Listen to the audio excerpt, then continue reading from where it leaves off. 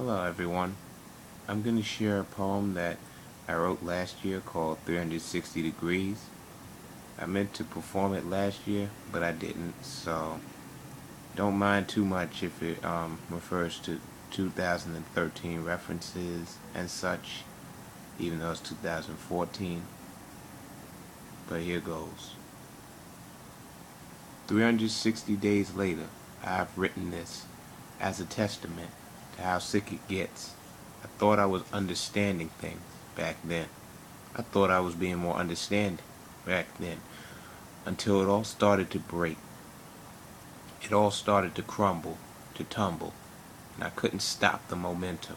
With broken limbs, torn from agony, torn from effort and strain, and unreturned effort from most, which created the most pain. I thought I could gain something like a bright future from all of the darkness, but all that seems bright is the spark and flame from a shooter. It's all they seem to respect where I live, where so many die before the age of 22.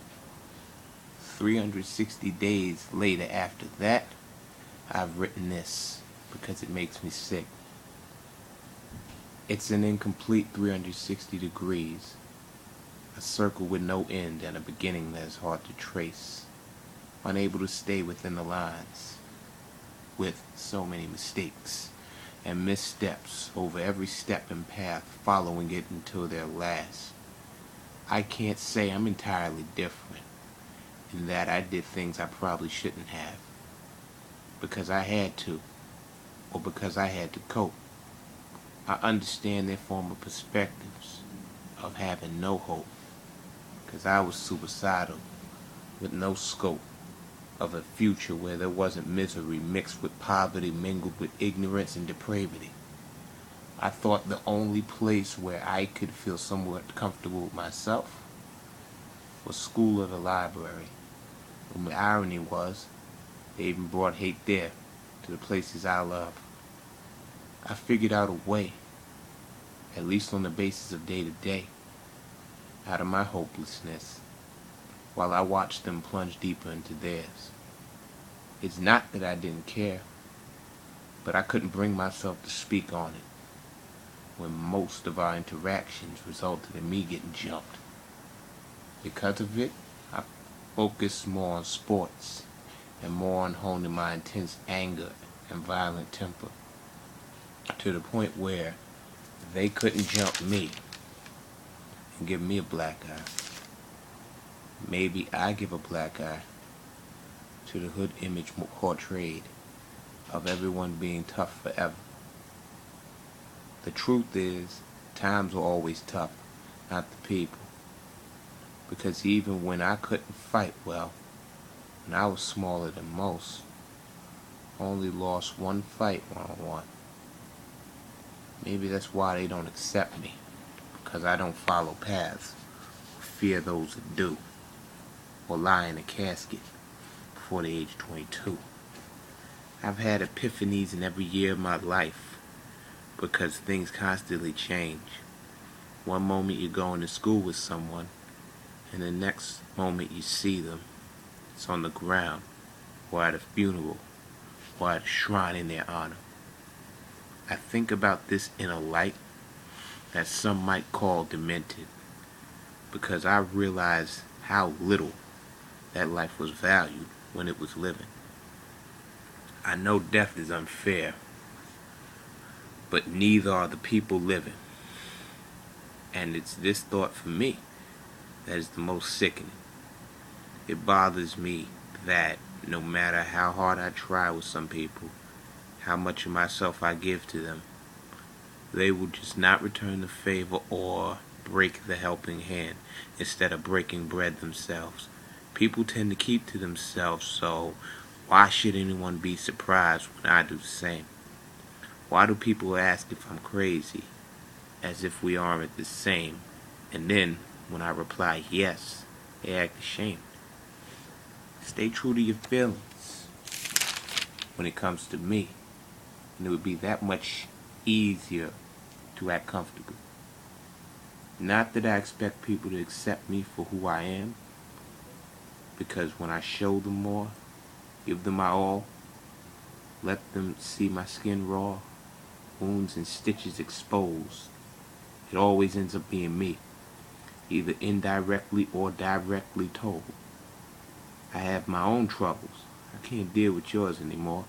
I have nothing left to say. I have to go. I suppose that would be fitting last words to tell someone who's manic depressive and is attempted to die, right? Far too often it ends like this, and it makes me not want to begin again.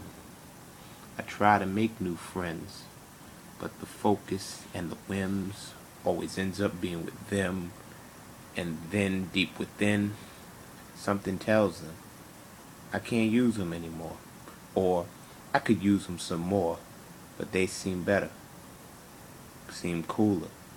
They could bring me joy beyond measure, and naturally, not fighting the soul, they pitch me aside with no words to console.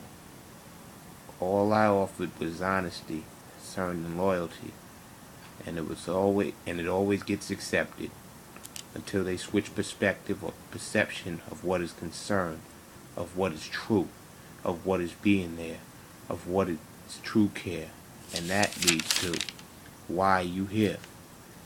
The exact same process goes on in my mind, but it's always reactionary and destructive, much like my childhood, with an explosive temper that was not restrained. When I didn't restrain from hitting someone in the brain with a near-death blow. Looking back on it, I guess that's what all these concussions were for. It always comes back around 360 degrees, but it's never perfect. With a broken bound that used to bind the heart, soul, body, and mind. I found out this the hard way with every one of my loves, so I'm left to look to the sky above. The clouds seem to part, and the sunshine blinds me, binding me to my own heart, soul, body, and mind, all in the midst of a rapid decline. I know I'm going to die young as a result of it, and I've known this for a long time. But as long as I could say I didn't die at 22, I'll be fine.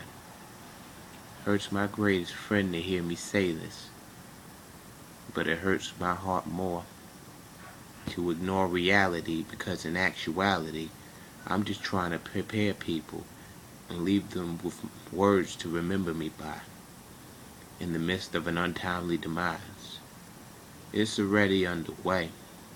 I no longer feel okay. Just heart, soul, body, and mind undergoing decay. I blacked out the day before I wrote this. Went from standing up to laying down. And my hope is simply that this doesn't happen in public. I'm sure most people's problems are tough, but it's mine that no one covets. I wouldn't want to cover or sugarcoat how it's been for me, so I decided I'd try and show a complete 360.